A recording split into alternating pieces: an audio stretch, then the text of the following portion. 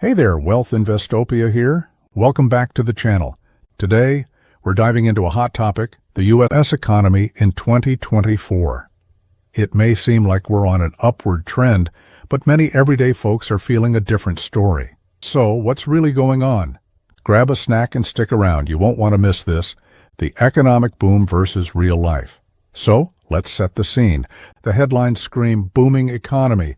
But when you chat with your friends and family, many say they aren't feeling it. It's almost like there's a veil over the real situation. Some might even suggest that the data is spinning a fairy tale, or worse, being twisted for political gain. But hold on tight. There's a hidden cost to this economic growth that's flying under the radar. You see, economists use something called GDP, or Gross Domestic Product, to measure how much money is being circulated in the economy. Think of it as the economic pulse. When you go to Chipotle and treat yourself to a burrito, that's part of the GDP. Yum, right? But here's where it gets tricky. Yes, the GDP has soared this year, but when we dig deeper, we find that not everyone is benefiting equally. Picture this. Americans are indeed spent more in 2024, but guess what? A lot of them are doing it on borrowed money. That's kind of alarming. Imagine this. You're excitedly buying gifts during the holidays, but when the bills roll in, you realize you're living on credit, not cash. So who's spending more? Wealthy people whose investments and assets have skyrocketed are opening their wallets wide, while the average person is left treading water with stagnant salaries that can't keep up with inflation. It's like a seesaw.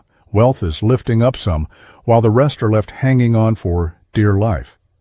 Let's paint a clearer picture by comparing economic shifts from 2014 to 2024.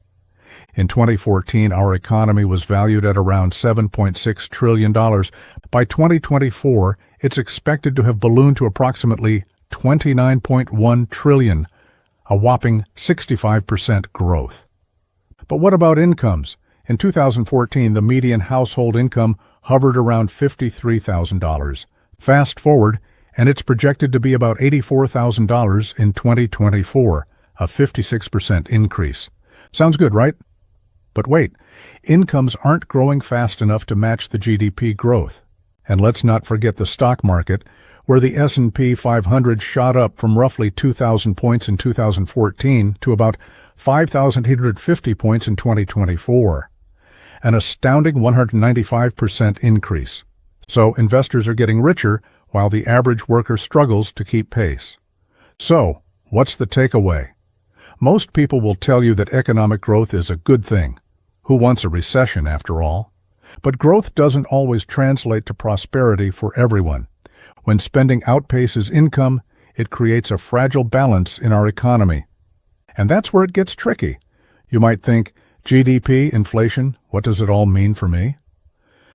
Well, stick around because I'm about to break it down in a way that's super easy to understand. So grab your popcorn and let's get started. The big player in the economy. First off, did you know that the biggest spender in our economy isn't you or me? Nope, it's not Amazon either. It's actually the government. That's right. Since the pandemic hit, government spending has skyrocketed. While this led to a boost in our economy, it didn't quite align with the proportional growth. Intrigued? I've talked about this in other videos, so check them out for a deeper dive. Winning in the economic game. Now, here's the thing. Understanding how this all works is crucial to becoming a winner in our economic system. Picture this. There are three main players in our economy: consumers, investors, and businesses. Let's break it down. Consumers are all of us. Rich, middle class, or struggling, we all need food, clothes, and yes, that delicious extra guac at Chipotle. Then we have investors, the ones who own shares in businesses. When you go buy that shirt, the profits often flow straight to these investors. This means that as consumers like you and me, our spending at places like Chipotle doesn't just help the workers. It fills the pockets of the business owners, aka the investors. Crazy, huh? The impact of inflation. Now let's talk about something that might put a wrinkle in your brow. Inflation. You've probably noticed that the cost of that extra guac isn't what it used to be, right? Well, inflation means we're spending more for the same things, pushing more money into the hands of investors. And here's the kicker. Many folks rely on their jobs to make that money. But guess what? Wage growth hasn't kept pace with inflation. For example, over the last 5 years, the median household income has seen about a 20% increase, while inflation reported is roughly at 23%. What does that mean for you? Your paycheck isn't stretching as far as it used to. The debt dilemma. And here comes the real kicker. Credit card debt is through the roof. We're talking about the highest levels we've seen in years, along with a surge in defaults. Let's be honest, this isn't a game anyone wants to lose. Staying in the loop. Now, amidst all these economic shifts, here's some food for thought. There's chatter about how political changes could impact our economy. For instance, President Trump has shared ideas about deregulation and major shifts that could affect certain industries. But what does that mean for you? This is where you need to shift your mindset to think like an investor. Instead of letting emotions drive your decisions, look for unique investment opportunities. Whether it's the stock market or other ventures, it's about letting your money work for you. The economy can be a tricky maze to navigate, but with the right knowledge and mindset, you can find ways to thrive. Whether you decide to invest in the S&P 500 with a buy and hold strategy or dive into more adventurous investments, the key is to keep your eyes peeled for opportunities in these changing times. Now, I know many people view finance as an emotional or political topic, but I want you to see it as a potential investment opportunity. As a regular guy on YouTube, I want to show you how to find investment opportunities that align with your values and financial goals. To do this, I follow 3 criteria. Legal sense. It must be legal. Financial sense. It should have the potential for profit. Moral sense. It should align with my personal values. Let's discuss these criteria using recent headlines. For example, mass deportations have been in the news lately. Who benefits from this? Prison companies, particularly private ones, could see increased profits if mass deportations occur, as more people might be detained in their facilities.